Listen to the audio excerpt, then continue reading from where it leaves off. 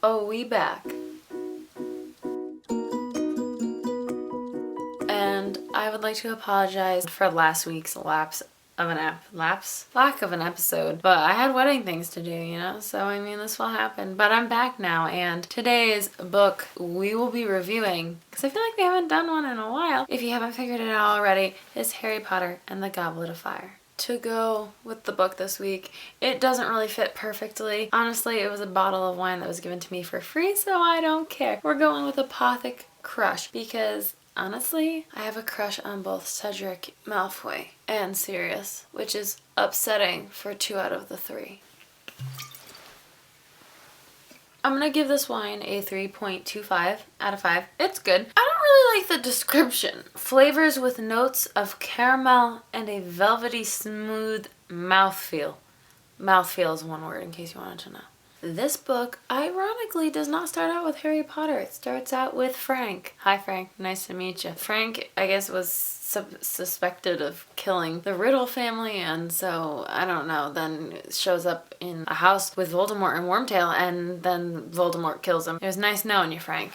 But on to the real subject of the story, which is Harry Potter. Turns out he was dreaming about this, and his scar was like, he was like, ah. But then, like, it's Quidditch time. So Harry's going with the Weasley family, you know, the Gingers, to the Quidditch World Cup. Yeah, because did you know that Quidditch exists outside of Hogwarts? This is the book where we also meet the one, the only, Cedric Diggory. They watch the World Quidditch Cup, and Hermione is swooning over Victor Crumb, and Victor Crumb is literally a half a step above being a caveman. I'm sorry, if you're the guy who played Victor Crumb in the movies, I apologize. Hopefully you had a glow up.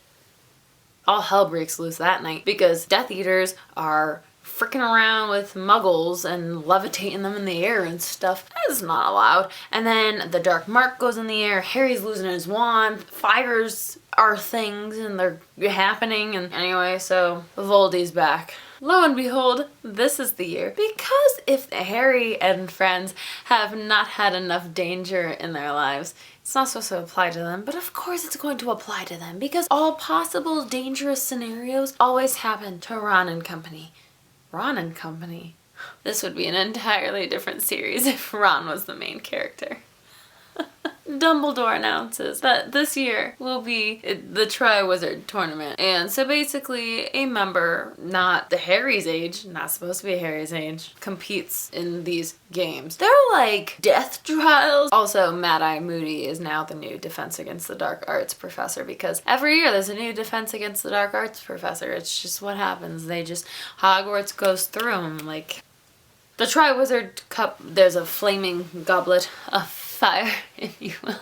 And it spits names out for each of the 3 schools. So there's the Durmstrums, whatever, and the Beauxbatons, and then the Hogwarts. So each one flies out, but there are 2 people that fly out for Hogwarts, one being Harry Potter. So everyone's in an uproar. They're like, you cheated! How did you do it? How did you get past the invisible ring? And Harry's like, I didn't. I don't want any part of this. And Dumbledore's like, well, you have to now. So there are 3 tasks to this Triwizard Tournament, and I guess it kind of makes sense. There's 3 schools, there's 3 rounds, and whatever. There's not 3 winners though. That's for sure. The first round is, of course, naturally, we're starting off easy, dragons. And so Harry's like, oh my God. Harry kind of hints at him like, it's dragons. And Mad-Eye Moody is like, hey, maybe use your broomstick because you're a great flyer. And he's like, thanks, Mad-Eye Moody. And so Harry gets past the first round. Did I mention that Cedric is in this as well? So it's Cedric and Harry from Hogwarts. The egg that they received from the dragons in the first round are actually their clue for what the second round will be. And so basically Harry brings his dragon egg underwater with Moaning Myrtle, which is awkward. And she's like, the other boy put it under the water. And so Harry's like, oh, okay, good, no. And so he put it under the water and it's like, we're going to be mermaids, that's your second task. Well, that task gets crazy because they're not just going under into the dark lake to just go there and deal with mermaids. No, they have to rescue someone that's important to them. So being that there's 4 people, well, basically, long story short, Ron and Hermione both end up going under. Harry's person is supposed to be Ron. Victor's person is supposed to be Hermione. However, something happens. Harry has to rescue Ron or her little sister, and so he does both, and the mermaids get really pissed at that. But he does it anyway because he's Harry Potter, and so it's all fine and good. Here's my biggest pet peeve for task number 2. Hermione has this whole like free the elves campaign going on this entire series, and it is not mentioned once. And I understand that these books are long and there's a lot going on, so it's like not really possible to do, but like that's a pretty big part for Hermione's character and would have done lots for her in the movies. But anyway, Dobby has such a larger role in the books than he does in the movies, and it pisses me off. Dobby is the one that tells Harry about the gillyweed, not Neville. Neville doesn't do shit.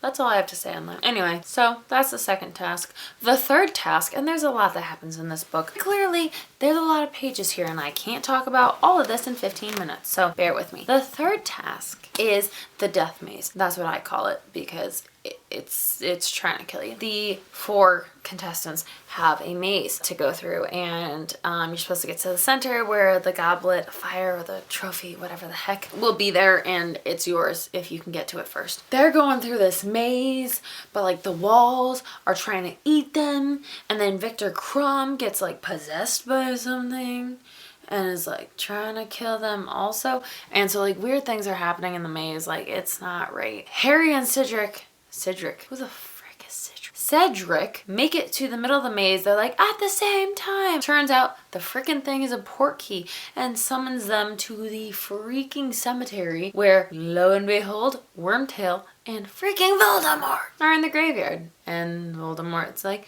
Harry Potter, the boy who lived, come to face the bad. In his like whispery voice that I really can't do. I don't know why I tried.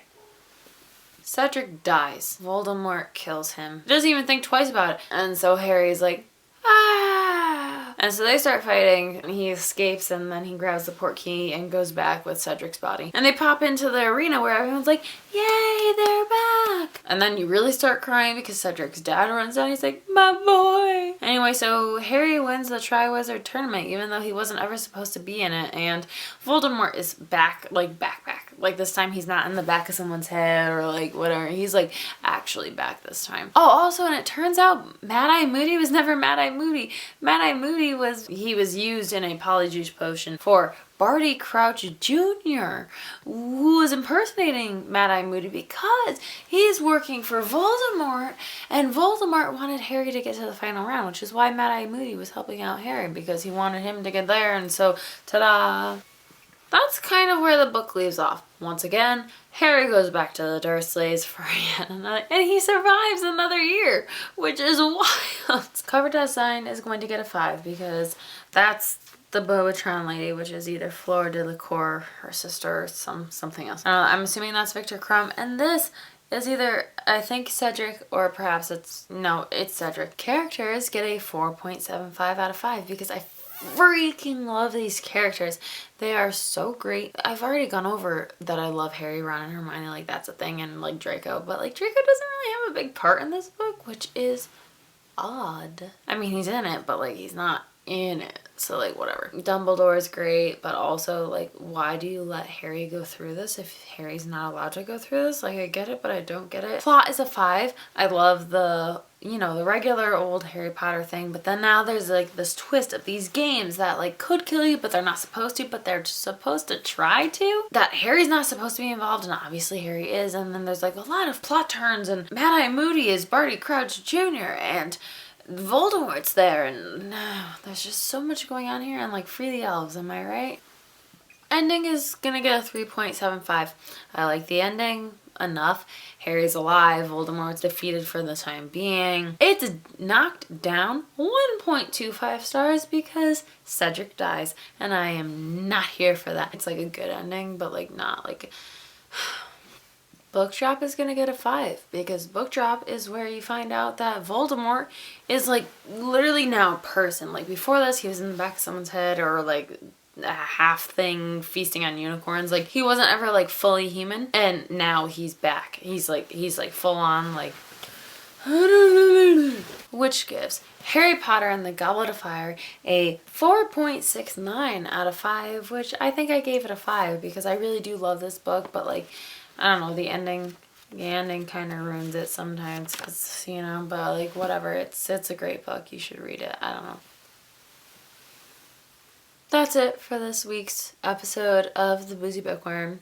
Stay tuned until next time, and stay boozy, my friends.